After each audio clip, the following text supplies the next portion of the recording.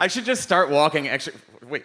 Okay, we've all been up here so much that it's tripping me out that this microphone is like farther back. Does that make sense? Like, I don't care, but it's noticeably farther back, and I'm like, hi everybody, poetry. Like, anyway,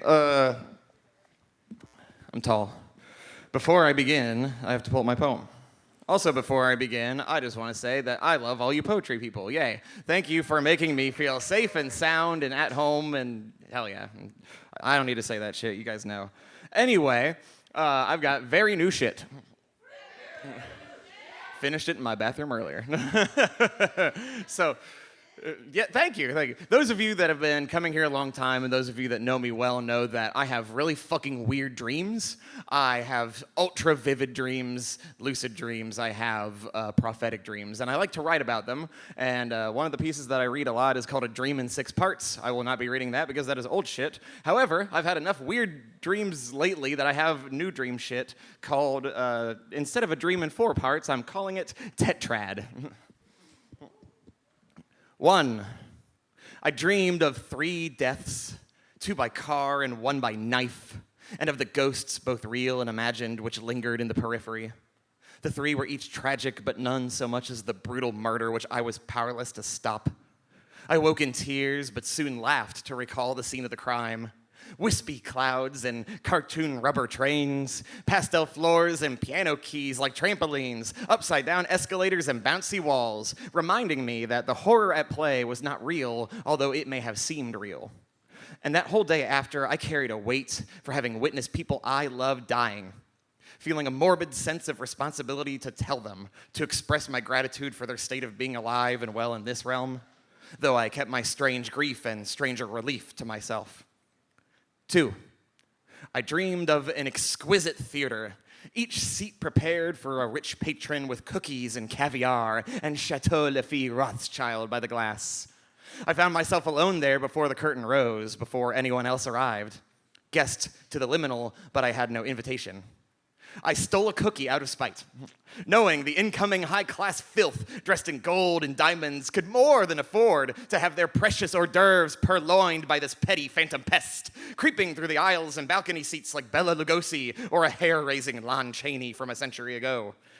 I came to learn that I was the one to be performing upon that stage and had forgotten all of my lines.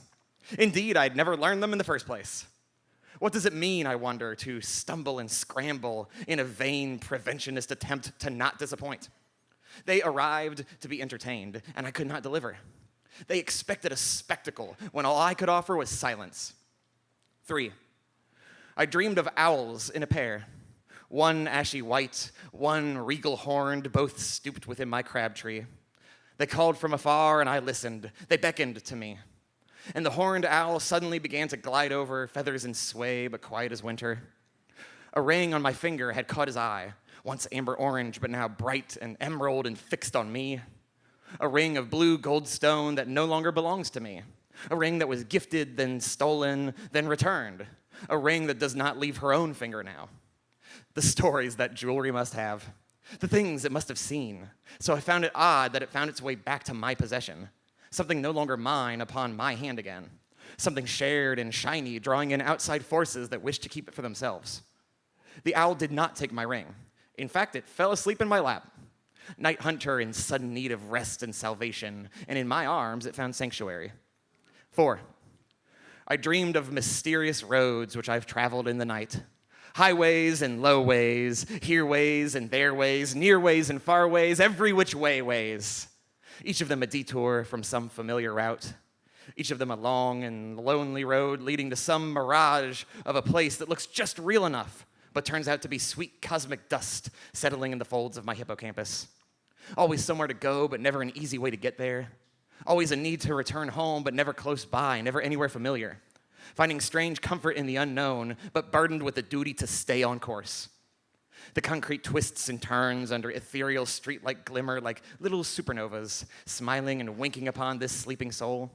And it feels so real every time, but I wake knowing that the half-exits and faux towns don't exist in this reality. I wake knowing that I am lost, that I am unsure of what's to come. I wake understanding that the path I tread will lead me someplace I've yet to know. It'll have streetlights and starry nights and concrete, but for now, I must drive on in the sunlight. Thank you.